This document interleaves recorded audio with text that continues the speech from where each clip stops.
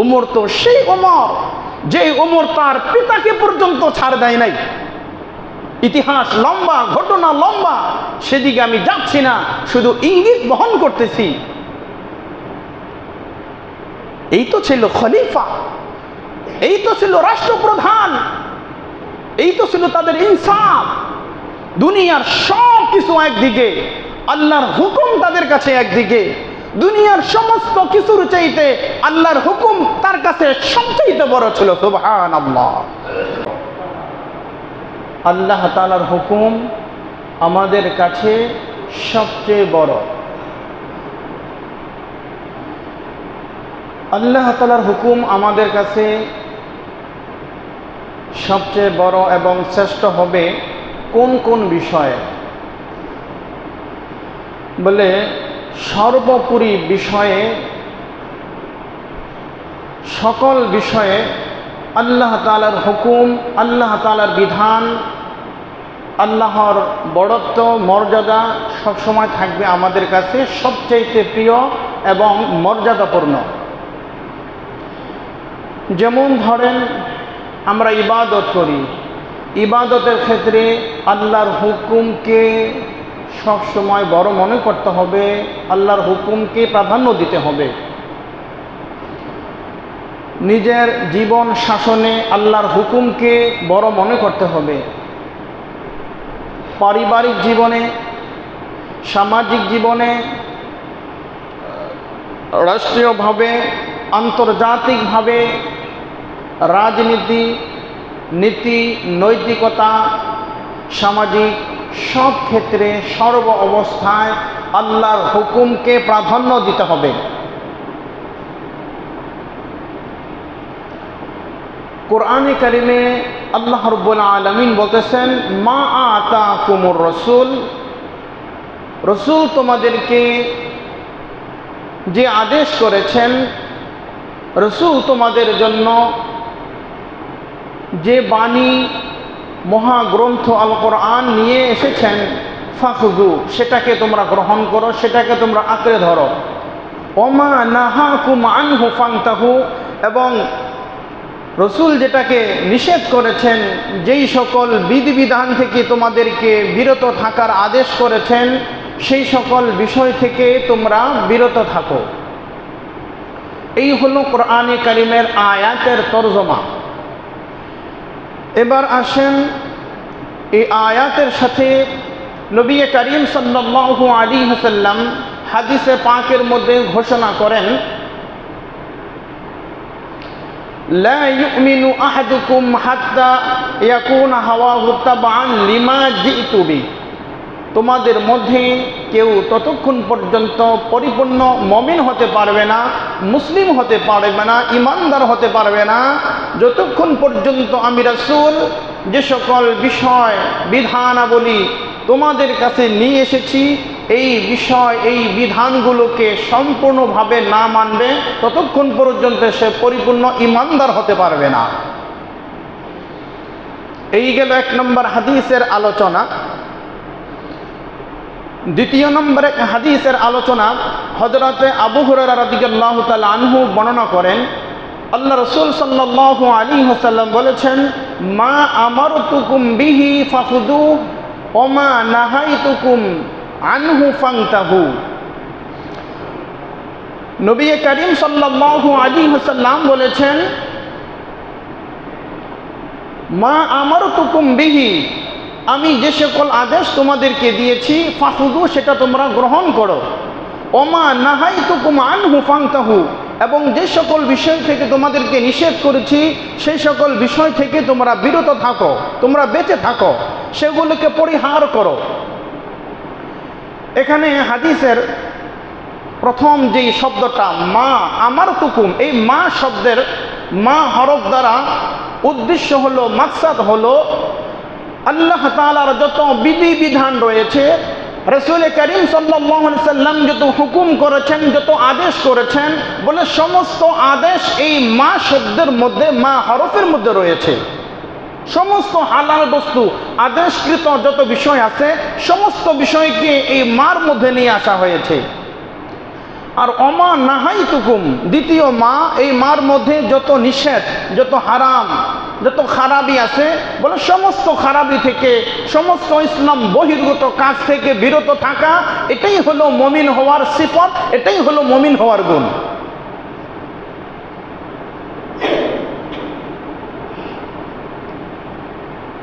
এবার আসেন তৃতীয় নম্বর হাদিস।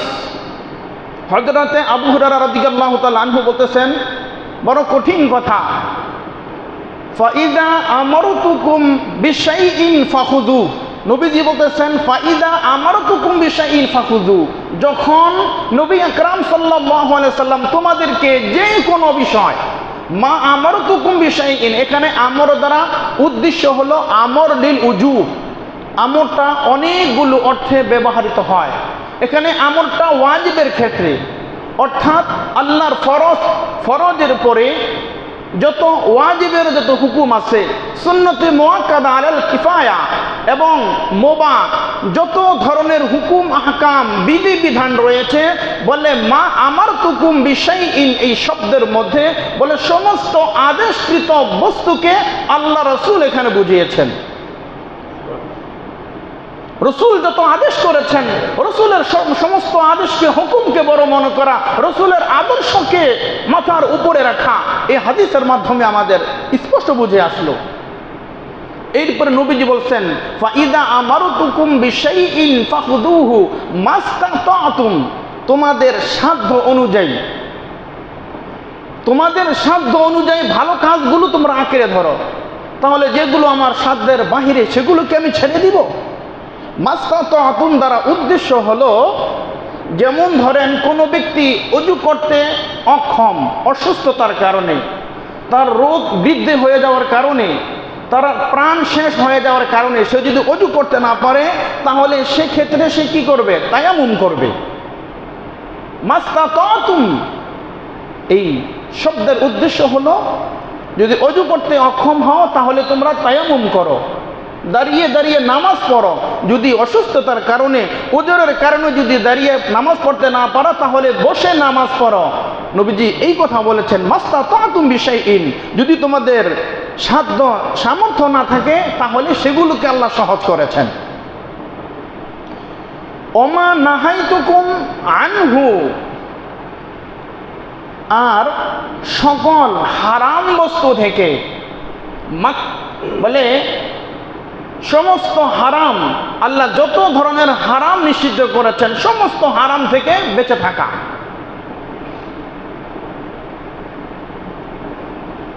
মাকরুহে তাহরিমি, মাকরুহে তানজিহি, বলে যত ধরনের হারাম আছে সমস্ত হারাম থেকে নিজেকে বাঁচায় রাখা। কোরআনে কারীম আল্লাহ তাআলা বলতেছেন, ওমা কানা লিমুমিনিন ওয়ালা মুমিনাতিন ইযা কাদাল্লাহু ওয়া রাসূলুহু আমরান আইয়াকুনা লাহুমুল খিয়ারাতু মিন আমরিহিম, কোন মুমিন পুরুষ এবং মুমিন নারীদের জন্য এই অধিকার নেই যে তারা আল্লাহ এবং তার রাসূল কোনো বিষয় আদেশ করেছেন আর সেই আদেশের বাহিরে তাদের কোনো অধিকার কোনো নারী এবং কোনো পুরুষের নাই। সূরা সাবা আয়াত নম্বর 36 আল্লাহ বলতেছেন এই কথা স্পষ্ট, যে আমার আল্লাহ এবং তার রাসূল যে বিষয়ে তোমাদেরকে আদেশ করেছেন, যে বিষয়ে তোমাদেরকে হুকুম করেছেন, সেই হুকুমকে বাস্তবায়ন করা, সেই আদেশকে পালন করা, সেই আদেশের বিপরীত করা, সেই আদেশকে সীমালঙ্ঘন করা, বলে পৃথিবীর বলে কোনো মানুষ, কোনো চাই সে নারী হোক চাই সে পুরুষ হোক, বলে কারোর জন্য এটা শোভনীয় নয়, কারোর জন্য এটা উচিত নয়, এবং কারো অধিকার নেই আল্লাহ আল্লাহ রাসূলের আদেশের বিপরীত, আল্লাহ আল্লাহ রাসূলের হুকুমের বিপরীত কোনো কাজ করবে। তাহলে হযরতে সাহাবায়ে কেরাম রাদিয়াল্লাহু তাআলা আনহুম আজমাইন, তাদের কাছে আল্লাহর হুকুম কত বড় ছিল, তাদের কাছে আল্লাহর হুকুম কেমন ছিল। সাহাবায়ে কেরামের জীবনী খুলে দেখেন, সাহাবায়ে কেরামের ইতিহাস খুলে দেখেন,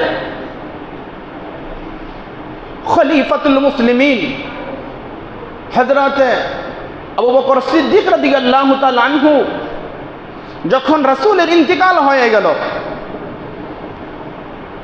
মানুষগুলো বিভিন্ন দলে দলে তারা খণ্ডে বিখণ্ডে পরিণত হতে শুরু করলো। হযরতে আবু বকর রাদিয়াল্লাহু তাআলা আনহু বড় কঠোরতা একটা ভূমিকা পালন করলেন। হযরত ওমর বলতেছেন, আমিরুল মুমিনিন, তারা সবে মাত্র নতুন মুসলমান হয়েছে, তাদের ব্যাপারে এত কঠোরতা আপনার, তাদের ব্যাপারে আপনি একটু সহজ করেন। দীপ্ত কণ্ঠে হযরত আবু বকর রাদিয়াল্লাহু তাআলা আনহু এই কথা জানিয়ে দিলেন, ওমর, আমার আল্লাহর হুকুম আমার কাছে সবচাইতে বড়, আল্লাহর আদেশ আমার কাছে সবচাইতে বড়। শুনে রাখো, আল্লাহর কসম করে বলতেছি, আল্লাহ রাসূলের যুগে যারা যাকাত প্রদান করেছ, ওই যাকাতের যেই উট তোমরা প্রদান করেছ, উটের সাথে যে রশি তোমরা দিয়েছ, আল্লাহ রাসূলের ইন্তেকালের পরে যদি তোমরা সেই উটের রশিকে দিতে অস্বীকার করো, তাহলে আমি আবু বকরের পক্ষ থেকে তোমাদের বিরুদ্ধে যুদ্ধ ঘোষণা করলাম। সাহাবায়ে কেরামের কাছে আল্লাহর হুকুম কত বড় ছিল। হযরতে ওমর রাদিয়াল্লাহু তাআলা আনহুর ব্যাপারে এমন আসছে, যখনই কোনো কোরআনে কারিমের আয়াত নাজিল হতো, হযরতে ওমর রাদিয়াল্লাহু তাআলা আনহু বলেন, তখন আমি আমার নীতি এবং আমি আমার কাজকর্ম থেকে আমি আমার সিদ্ধান্তকে আমি পরিবর্তন করে ফেলতাম। সুবহানাল্লাহ। কে? মুসলিম জাহানের দ্বিতীয় খলিফা, আমিরুল মুমিনিন যাকে বলা হয়, কি বলছে? যখন কোরআনে কারিমের কোনো আয়াত অবতীর্ণ হইত, ওই আয়াত দ্বারা যখন আমার মতের, আমার কাজের বিপরীত যখন কোনো আল্লাহ আয়াত নাজিল করতেন, আমি সাথে সাথে আমি ওমরের কাজকে, আমি ওমরের সিদ্ধান্তকে আমি ওমর পরিবর্তন করা বলে কোরআনের হুকুমকে আমি বাস্তবায়ন করতাম। সুবহানাল্লাহ।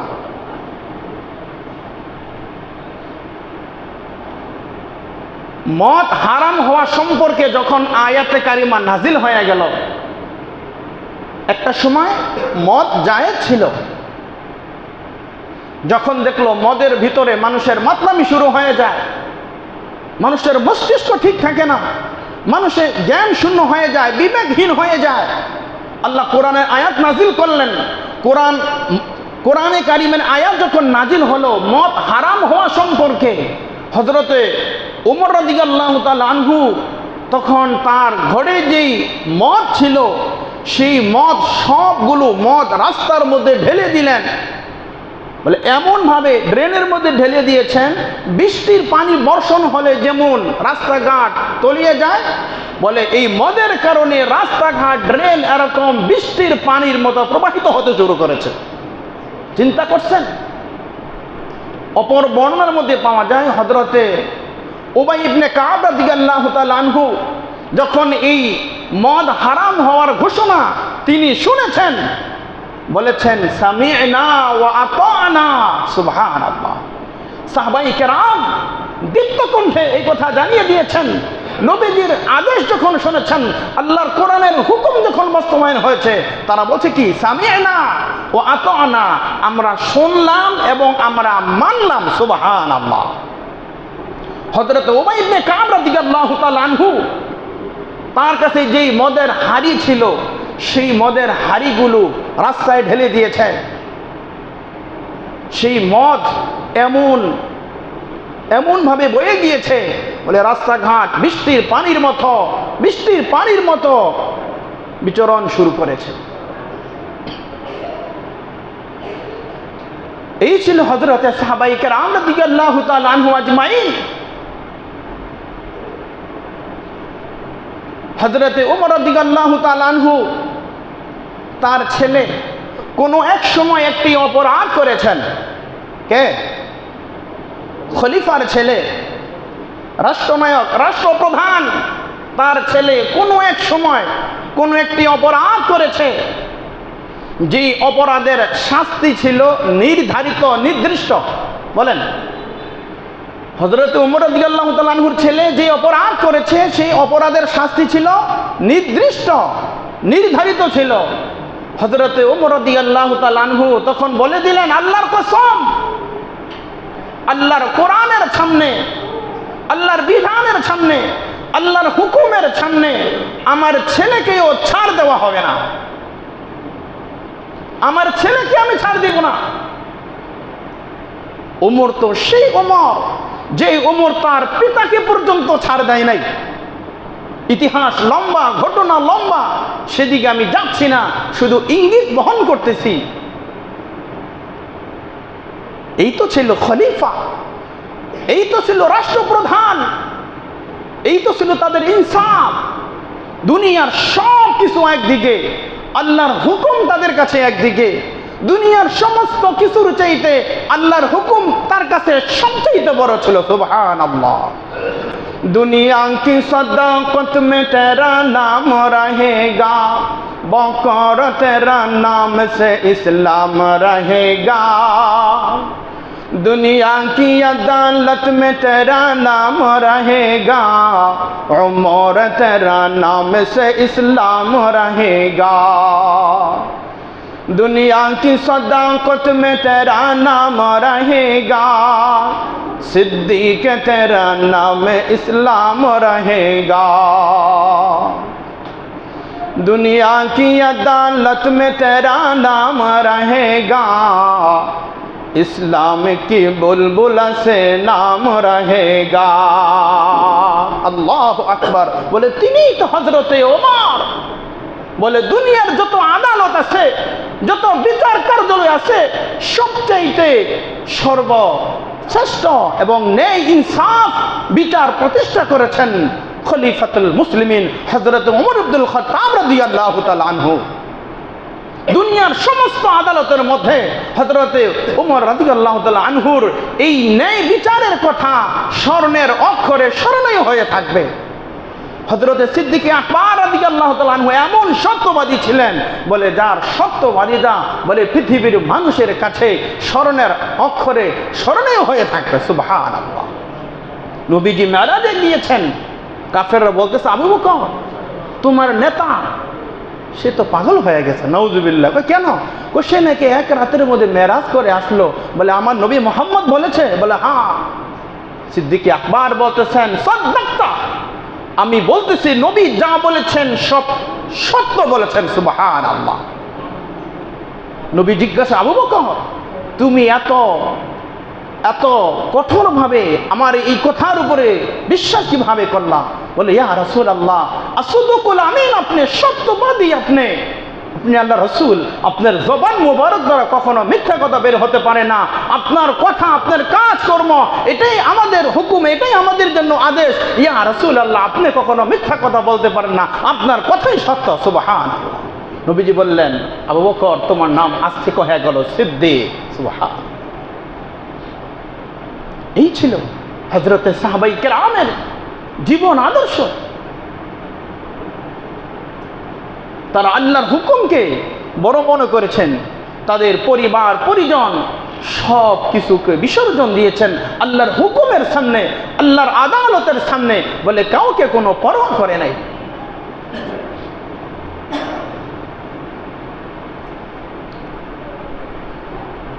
শুধু তাই নয়, এই হলো সাহাবায়ে কেরাম। বাদশাহ হারুন রশিদ তার গোলাম ছিল, বাহালুল নামে গোলাম ছিল। সকলে এই গোলামের বিরুদ্ধে কান পরা দিত। বলে বাদশাহ এই গোলাম এই এই এই কাজগুলো করেছে। বাদশাহ হারুন রশিদ সবার হাতে একটি স্বর্ণের একটি হীরামণি মুক্তা আর একটি পেয়ালা দিল। বলল সবাইকে বলল এটা ভেঙে ফেলো। সবাই হাতে নিয়ে দাঁড়িয়ে আছে। ওই বাহলুল, ওই গোলাম, ওই পাগল ওটা হাত থেকে ভেঙে চূর্ণ বিচূর্ণ করে দিয়েছে। এবার অন্য অন্য যারা রয়েছে, মন্ত্রীবর্গ রয়েছে, সকলেই বলতেছে বাহলুল এবার বুঝে আসবে মালিক তোমাকে কত ভালোবাসতো, তোমার মালিকের বিরুদ্ধে কত, তোমার বিরুদ্ধে মালিকের কাছে কত কথা পেশ করেছি, এবার বুঝবা কি মজা। বাদশাহ হারুন রশিদ বলতেছে, বাহলুল, এত দামি জিনিসটা মণি মুক্তার একটা পিয়ালা তোমাকে দিলাম, তুমি কি জানো এটা দাম কত? তুমি এটা ভেঙে ফেললা। বাহলুল, গোলাম বলতেছে, মালিক আমার, মনিব আমার, আমি জানি এটা অনেক দামি জিনিস, এটা মূল্যবান জিনিস, অনেক টাকার সম্পদ এটা, কিন্তু এই অনেক টাকার সম্পদ আমার কাছে বড় না। আপনি যে আমার মনিব, আমি যে আপনার গোলাম, বলে গোলামের কাছে মনিবের হুকুম আমার কাছে সবচাইতে বড়। এই জন্য আপনি আমাকে হুকুম করেছেন এটা ভাঙ্গার জন্য। আপনার হুকুম, আপনার আদেশকে আমি বড় মনে করেছি, আমি এই জন্য এটা ভেঙে ফেলেছি। বাদশাহ হারুন রশিদ বলতেছে, অন্য অন্য মন্ত্রীদেরকে বলছে, দেখছ তোমাদের মধ্যে আর বাহলুলের মধ্যে পার্থক্য দেখেছ? বাহলুল তার মনিবের হুকুমকে বড় মনে করেছে, বাহলুল তার বাদশার হুকুমকে মনে করেছে, সে এই দামি জিনিসের পরোয়া করে নাই। আজকে আমরা হলাম গোলাম, আমাদের মনিব হলেন আল্লাহ। বলে আল্লাহর হুকুম আমার কাছে সবচাইতে বড় হবে। আমার যত মূল্যবান সম্পদ হোক না কেন, আমার যত দামি জিনিস হোক না কেন, সেটা আমার কাছে বড় নয়। আমার নেতা আমার কাছে বড় নয়, আমার ক্ষমতা আমার কাছে বড় নয়, আমার দল আমার কাছে বড় নয়, আমার রবের হুকুম আমার কাছে সবচাইতে বড়। আমার নেতা যদি আদেশ করে, নেতার হুকুম মানব, কিন্তু নেতার হুকুম যদি কোরআনের বিপরীত হয়, নেতার হুকুম যদি রসুলের আদেশের বিপরীত হয়, নেতার হুকুম যদি কোরআনের বিপরীত হয়, সেই হুকুম মানা যাবে না, সেই হুকুমকে বাস্তবায়ন করা যাবে না।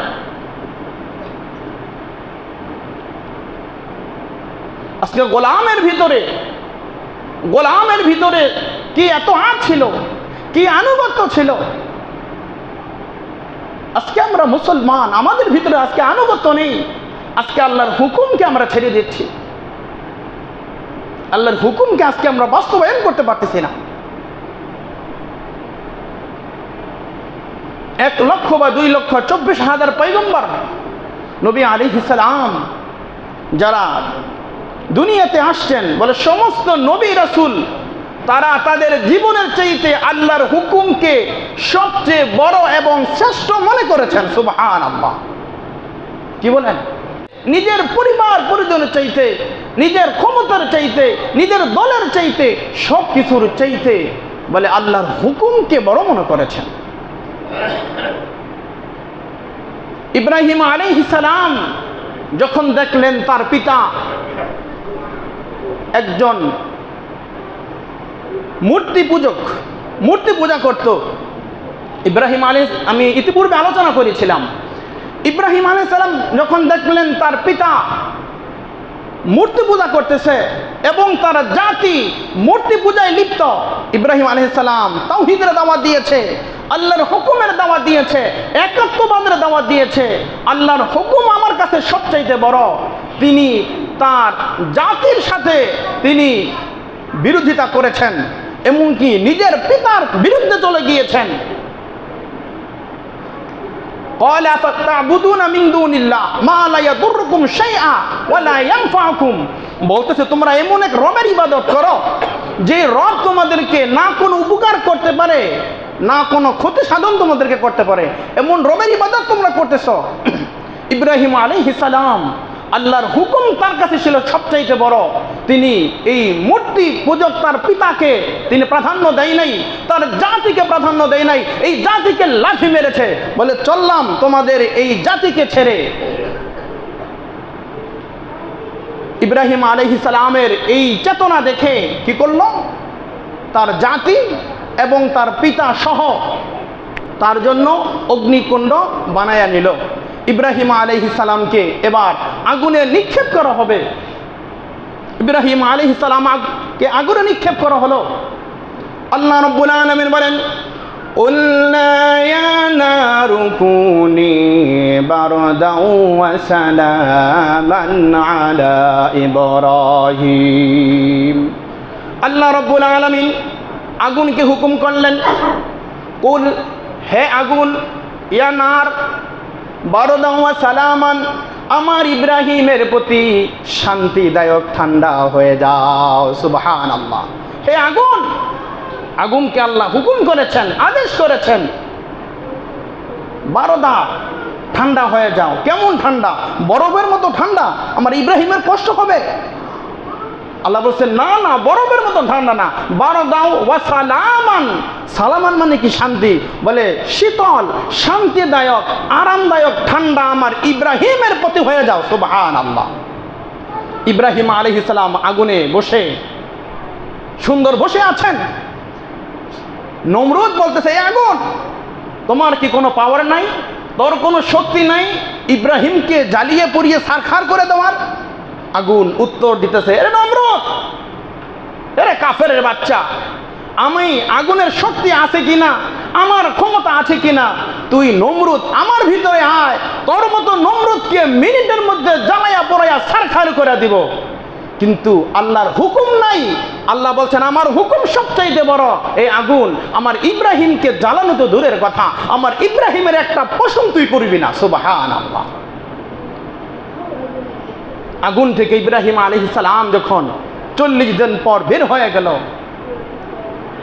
এবার ইব্রাহিম আলাইহিস সালামকে তার জাতি এবং তার পিতা সহ তাকে দেশান্তরের জন্য আদেশ করে দিল। তিনি বলেন, ইন্নী মুহাজিরুন ইলা রাব্বি, আমি আমার রবের জন্য হিজরত করতেছি। সুবহানাল্লাহ।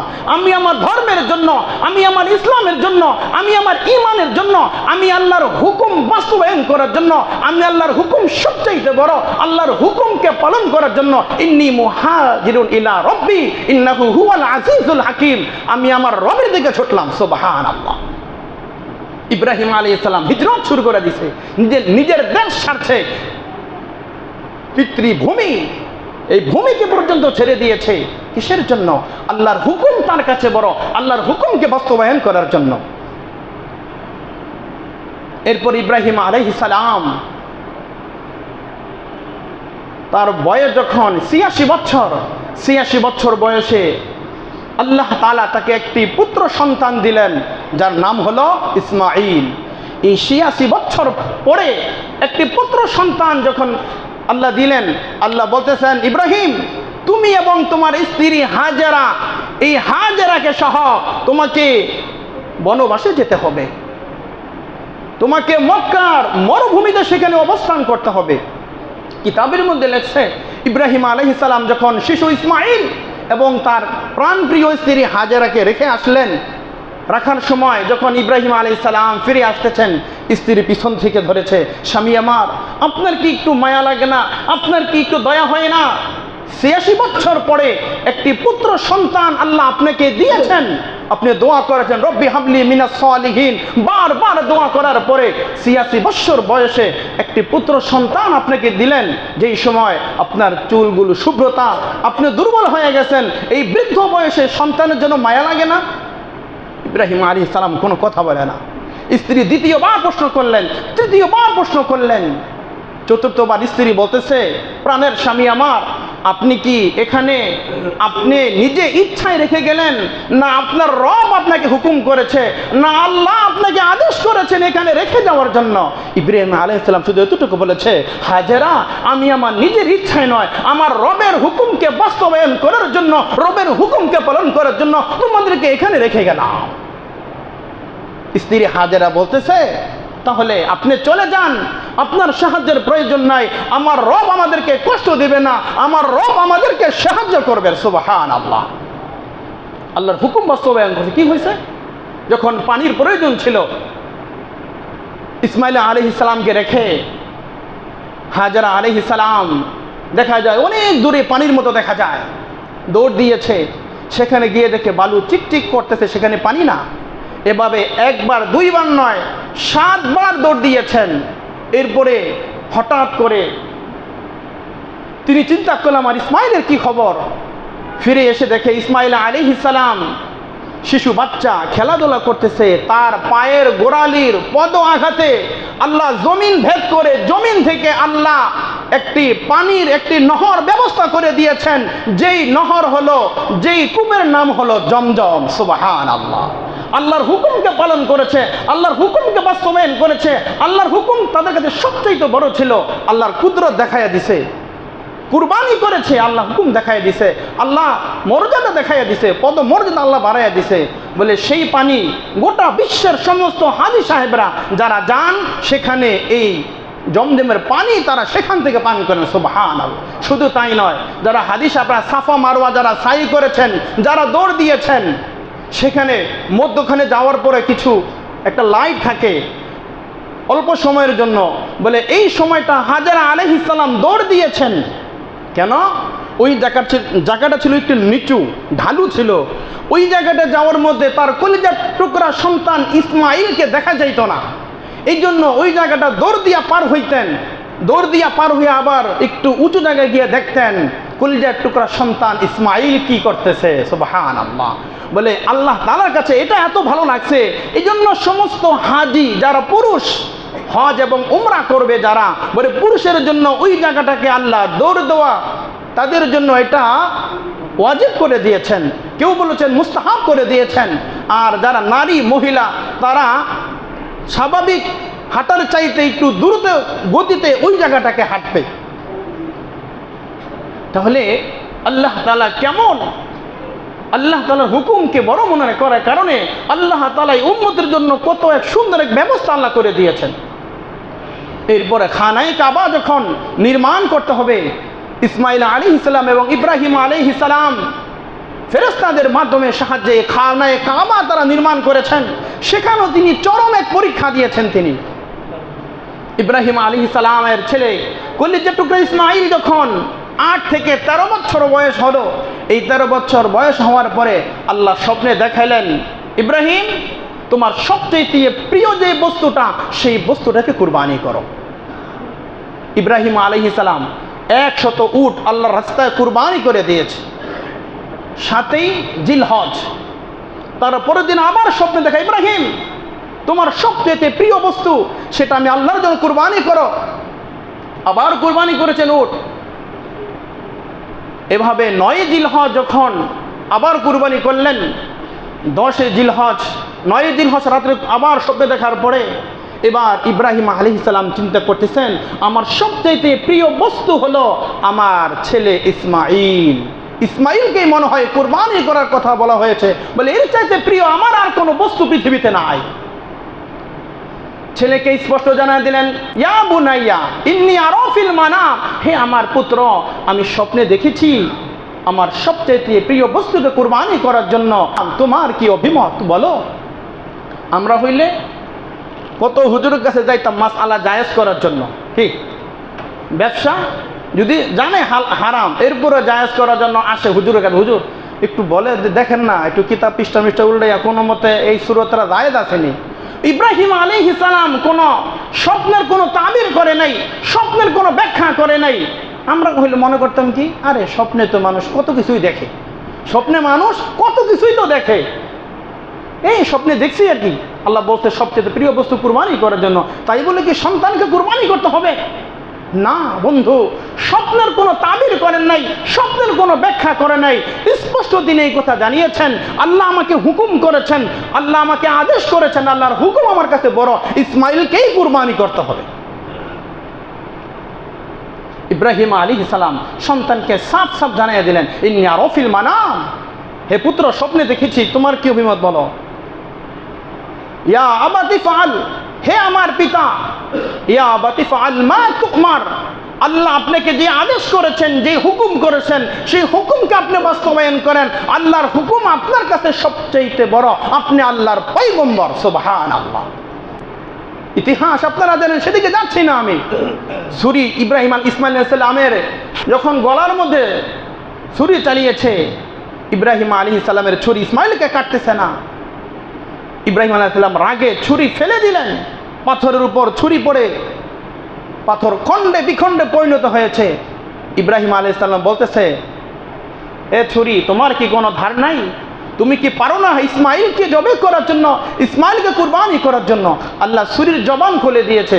ছুরি বলতেছে, পয়গম্বর আল্লাহর হুকুম নাই তোমার সন্তান ইসমাইল সেও তোমার পরে নবী হবে, এই আল্লাহর হুকুম নাই আমার মধ্যে আমি ইসমাইলকে যে আমি তাকে জবে করব, তাকে কুরবানি করব।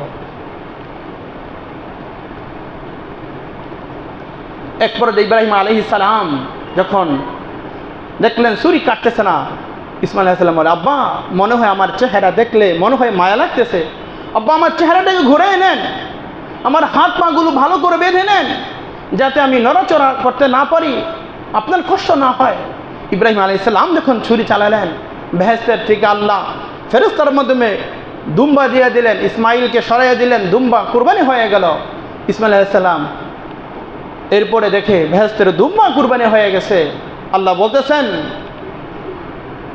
কদ সাদ্দাকতা রুইয়া ইন্না কাযালিকা নাজিসিল মুহসিনিন, হে ইব্রাহিম আমি সত্যবাদীদেরকে এভাবেই পরীক্ষা করে থাকি। হে ইব্রাহিম আমার প্রত্যেকটা আনুগত্যে, আমার প্রত্যেকটা হুকুমকে বাস্তবায়ন করার ক্ষেত্রে ইব্রাহিম তুমি সফলতার দ্বার প্রান্তে তুমি পৌঁছেছ। সুবহানাল্লাহ। শুরু থেকে যত বর্ণনা শুনলেন ইব্রাহিম আলাইহিস সালামের, বলে প্রত্যেকটা পরীক্ষায়, প্রত্যেকটা হুকুমে, প্রত্যেকটা আদেশে ইব্রাহিম আলাইহিস সালাম সফল কাম হয়েছেন। আল্লাহ বলেছেন, وَإِذِ ابْتَلَى إِبْرَاهِيمَ رَبُّهُ بِكَلِمَاتٍ, আল্লাহ তাআলা বলেন, ইব্রাহিম তুমি যেই হুকুমকে বাস্তবায়ন করেছো, পরীক্ষায় সফলতা পাশ করেছো, ক্বালা ইন্নী জাইলুকা লিন্নাসি ইমামা, আমি তোমাকে জগতের নেতা বানিয়ে দিলাম, জগতের ইমাম তোমাকে বানিয়ে দিলাম। সুবহানাল্লাহ। কি ভাই, আল্লাহর পয়গম্বর আল্লাহর হুকুমকে মেনে জগৎ বিখ্যাত হয়েছেন। আল্লাহর হুকুম তার কাছে বড় ছিল, আল্লাহর হুকুমের সামনে নিজেকে আত্মসমর্পণ করেছেন, নিজের মাথাকে ঝুঁকিয়ে দিয়েছেন, বলে আমার সব কিছু একদিকে, আমার আল্লাহর হুকুম একদিকে। সব কিছু কুরবানি করার পরে আল্লাহ তাআলা তাদের মাকাম, তাদের মর্যাদাকে আল্লাহ বৃদ্ধি করে দিয়েছেন। সুবহানাল্লাহ। আজকে আমরা আল্লাহর রাসূলের আদেশকে কুরবানি দিতেছি, আল্লাহর হুকুমকে আজকে আমরা কুরবানি দিতেছি। আজকে আমার অর্থ সম্পদের জন্য, টাকার জন্য, ক্ষমতার জন্য, আজকে আমার দলের জন্য, বলে সব কিছুর জন্য আল্লাহর হুকুমকে বিসর্জন দিতেছি। মুসলমান মনে রাখতে হবে, ছেলের জন্য পিতার হুকুম মানা ওয়াজিব, ছেলের জন্য পিতার হুকুম মানাটা ওয়াজিব। হ্যাঁ, পিতা যদি শরীয়ত সম্মতভাবে তাকে হুকুম করে, আদেশ করে, তখন পিতার হুকুম মানা ওয়াজিব, পিতার হুকুমকে বাস্তবায়ন করা ওয়াজিব। পিতার হুকুম যদি, পিতার আদেশ যদি আল্লাহর কোরআনের বিপরীত হয়, রাসূলের আদেশের বিপরীত হয়, রাসূলের আনুগত্যের বিপরীত হয়, তাহলে পিতার হুকুম মানা জায়েজ নাই, পিতার হুকুম মানা যাবে না। স্ত্রী বড় ভালোবাসে আপনাকে, মহব্বত করে, স্ত্রী বলল তোমার দাড়িগুলো কেমন দেখা যায়, তোমার দাড়িগুলো কেটে ফেলতে হবে। স্ত্রীকে মহব্বত করি, ভালোবাসি, তাই বলে কি স্ত্রীর কথা শুনে আল্লাহর হুকুমের বিরোধিতা করা যাবে? আমি ইসলাম থেকে দূরে সরতে পারবো? ইসলাম থেকে দূরে সরতে পারবো না। আমি ইসলাম থেকে আমার স্ত্রীর জন্য আল্লাহর হুকুমকে আমি কুরবানি করতে পারবো না। আজকে আমরা নেতাকে মানব যদি নেতার কথা কোরআন এবং রাসূলের আদর্শ অনুযায়ী, রাসূলের হুকুম অনুযায়ী হয়, তাহলে নেতার কথা মানব। যদি নেতা কি করে কোরআনের বিরুদ্ধে আমাকে যেতে বলে, তাহলে যাওয়া যাবে? তাহলে যাওয়া যাবে না। আমার নেতার চাইতে আমার রবের কথা বড়, আমার দলের চাইতে আমার আল্লাহ রাসূলের হুকুম আমার কাছে বড়। আল্লাহর কসম মুসলমান, আল্লাহর ইজ্জতের কসম, যদি তোমরা আল্লাহর হুকুমকে বাস্তবায়ন করতে পারো, আল্লাহর হুকুমকে সবসময় প্রাধান্য দিতে পারো, আল্লাহর হুকুমকে প্রাধান্য দিয়ে যদি তোমার সামাজিক জীবন, তোমার পারিবারিক জীবন, রাষ্ট্রীয় জীবন, আন্তর্জাতিকভাবে যদি তুমি জীবনযাপন করতে পারো, কখনো তুমি বিফল হবে না, সফলতার দ্বার প্রান্তে পৌঁছবে ইনশাআল্লাহ। স্পষ্ট আমাদের কথা, যে সকল দায়িত্বশীল রয়েছে, যে সকল প্রশাসন রয়েছে, তারা যদি ইনসাফের সাথে দায়িত্ব যদি পালন করতে পারে তো ভালো। প্রশাসন ভাইকে অনুরোধ করব, জোর হাত ধরে আকুল আবেদন করব, বলে তোমার নেতার কথার চাইতে তোমার রবের কথা বড়, তোমার দলের চাইতে তোমার রবের হুকুম তোমার কাছে বড়। যদি তুমি মনে করো তোমার দ্বারা ইনসাফ কায়েম হচ্ছে না, তোমার দ্বারা ন্যায় নীতিবান কাজ তোমার দ্বারা হচ্ছে না, দায়িত্ব পালনের ক্ষেত্রে আমানতের খিয়ানত হচ্ছে, তুমি এই দায়িত্ব ছেড়ে দাও। তোমার প্রশাসনের দায়িত্ব তুমি ছেড়ে দাও। আমার দ্বারা রাষ্ট্রের দায়িত্বের আমানতের খিয়ানত হচ্ছে, আমি পারতেছি না, আমি আবেদনপত্র দিয়ে দরখাস্ত দিয়ে আমি অব্যাহতি দিলাম, আমি কাজ করব না, আমি এই দায়িত্ব এই সেক্টরে আমি থাকবো না, অন্য সেক্টরে আমি থাকবো, ব্যবসা করব, অন্য কাজ করব, তবু আমি আল্লাহর হুকুমকে বড় মনে করব, আল্লাহর হুকুমকে ছোট কইরা দুনিয়ার ক্ষমতার লোভে, দুনিয়ার মানুষের জন্য, দুনিয়ার লোভের জন্য, বলে মানুষকে খুশি করার জন্য আল্লাহর হুকুমকে আমি কুরবানি করতে পারবো না।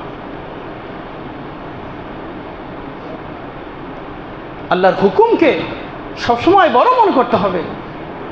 যারা সম্মানিত বিচারক মহোদয়গণ যারা রয়েছে, তাদের উচিত ন্যায় বিচার প্রতিষ্ঠা করা। ইতিপূর্বে সাহাবায়ে কেরামের যে দৃষ্টান্ত, বিরল যে কথাগুলো শুনলেন, মুসলিম জাহানের দ্বিতীয় খলিফা আমিরুল মুমিনিন নিজের সন্তানকে পর্যন্ত বলছে যে আমি কোরআনের আইন বাস্তবায়ন করার ক্ষেত্রে আল্লাহর হুকুম আমার কাছে বড়, আল্লাহর কসম আমার ছেলেকেও বিন্দুমাত্র ছাড় দেওয়া হবে না। এই তো ছিল রাষ্ট্রপ্রধানদের কাজ, এমন ছিল। আজকে আমরা দিন থেকে, ইসলাম থেকে, আল্লাহর হুকুম থেকে অনেক দূরে সরেছি। একটাই কথা সর্বশেষ, আল্লাহর কোরআন বলছে আল্লাহর কোরআন বলছে মা আতাকুমুর রাসূল ফাখুযু ওমা নাহাকুম আনহু ফান্তাহু। রাসূল যেটাকে বলেছেন সেটাকে গ্রহণ করো, রাসূল যেটাকে নিষেধ করেন সেটা থেকে তোমরা বিরত থাকো। স্পষ্ট হাদিস, লা তাআতা লিমাখলুকিন ফি মাসিয়াতিল খালিক। আল্লাহর নাফরমানি করে বলে সৃষ্টির আনুগত্য করা জায়েজ নাই, স্পষ্ট হারাম, স্পষ্ট হারাম। লা তাআতা, আনুগত্য করা জায়েজ হবে না লিমাখলুকিন, কোন মাখলুকের, কোন সৃষ্টিজীবের, ফি মাসিয়াতিল খালিক, রবের অসন্তুষ্টি করে, রবের অবাধ্যতা হয়ে, রবের বিরুদ্ধে গিয়ে, কোরআনের বিরুদ্ধে গিয়ে, নবীর আদেশের বিরুদ্ধে গিয়ে কোন মাখলুককে, কোন মানুষকে খুশি করা, এটা স্পষ্ট হারাম, স্পষ্ট হারাম। বহু উলামায়ে কেরাম বিগত 17 বছরে অনেক খতিবরা এই খতিবের এই দায়িত্ব ছেড়ে দিয়েছেন। শিবচর মাদ্রাসা শাইখুল হাদিস আল্লামা মুফতি আব্দুল্লাহ বিন মুরাদ সাহেব রহমতুল্লাহ আলাই একই সাথে হযরতের সাথে মাহফিল করেছি। বলল গতকালকে জুমার এই খুতবা, এই বক্তৃতায় খেতাবা ছেড়ে দিয়ে আসছি। বলে কেন হুজুর ছেড়ে দিলেন? বলে হক কথা বলেছি, ন্যায় কথা বলেছি। যখন এই কথাগুলো বলেছি আমার উপরে চাপ আসছে, তখন তাদেরকে বলেছি আপনারা তো পিছন থেকে আমাদের জামা টান দেন, ডানে বামে আমাদেরকে খোঁচান, কিন্তু তার চাইতে বড় খোঁচাইতেছে, বড় আমাদের দিকে তাকাই আছে আমাদের রব। রব বলছেন হাত্তা উলজিমা হুন্নার, যদি হক কথাগুলো জবান দিয়ে বের না করো, হকের ধ্বনি, হকের আওয়াজ যদি জবান দ্বারা বের না করো, তাহলে তুমি যে ইলম শিখছ এই ইলমকে গোপন করার কারণে হাত্তা উলজিমা হুন্নার, তোমাকে উল্টা করে জাহান্নামে নিক্ষেপ করা হবে। যখন বলছে এই সমস্ত আলোচনা করা, হক বাতিলের আলোচনা করা যাবে না, বলে যাবে না, না ছেড়ে দিলাম এই দায়িত্ব, পালন করবো না খেতাবাদের দায়িত্ব, পড়াবো না জুমার নামাজ। কি হয়েছে? অনেক খতিব যখন দেখছে তার আমানত যেগুলো বলা, সেগুলো বলার বাকশক্তি পায় নাই, তারা দায়িত্ব ছেড়ে দিয়ে, অব্যাহতি দিয়ে মাদ্রাসা মসজিদে বিভিন্ন খেদমত তারা করেছে, খেতামতের দায়িত্ব ছেড়ে দিয়েছে। সুতরাং বাংলাদেশে যারা দায়িত্বশীল রয়েছে, স্পষ্ট ভাষায় বলবো আমরা, তাওহীদি জনতার দিলের কথা, তামান্না এটা, তোমরা যে যে সেক্টরে রয়েছ, যে যে প্রতিষ্ঠানে রয়েছ, তোমাদের দায়িত্বের ক্ষেত্রে যদি মনে করো এই দায়িত্ব আমার দ্বারা আমানতের খেয়ানত হচ্ছে, অনুরোধ করে বলবো দায়িত্ব ছেড়ে দাও। দায়িত্ব ছেড়ে দিয়ে যারা এই দায়িত্ব পালন করতে সক্ষম তাদেরকে সুযোগ দিয়ে দাও,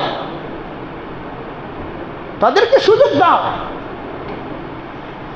নবী বলেন ইয়া আব্দুর রহমান ইবনে সামুরা, হে আব্দুর রহমান ইবনে সামুরা, লা ইয়াসআলিল ইমারা, তুমি ক্ষমতা চেয়েও না। হে আব্দুর রহমান ইবনে সামুরা, ক্ষমতা চেয়েও না। যদি তুমি ক্ষমতা চাও তোমাকে ক্ষমতা দেওয়া হবে। এবং তুমি ক্ষমতা পেয়ে যাবে, তবে মনে রাখবে এই সময় তোমাকে একা ছেড়ে দেওয়া হবে, এর মধ্যে কোনো সাহায্য, কোনো সহযোগিতা রবের পক্ষ থেকে থাকবে না। আর রবের পক্ষ থেকে যখন তোমাদের উপর কোনো ক্ষমতা, কোনো দায়িত্ব তোমাকে অর্পণ করা হবে, তখন তুমি একা না, বলে তখন আল্লাহর সাহায্য, রবের সাহায্য তোমার সাথে থাকবে। সুবহানাল্লাহ। এই জন্য একটাই কথা, আল্লাহর হুকুম আমার কাছে সবচেয়ে বড়। বলেন আল্লাহর হুকুম, আল্লাহর হুকুম আমাদের কাছে সবচাইতে বড়। চাই সে যে যত বড় স্কলার হোক, যত বড় ক্ষমতাধর হোক, যত বড় দলের ক্ষমতাধর নেতা হোক, বলে সে যাই হোক না কেন, বলে আমার কাছে সবচেয়ে প্রথম পরিচয়, আমার ধর্মের পরিচয়, আমার মুসলমানের পরিচয়, আল্লাহর হুকুমের পরিচয় আমার কাছে সবচাইতে বড়।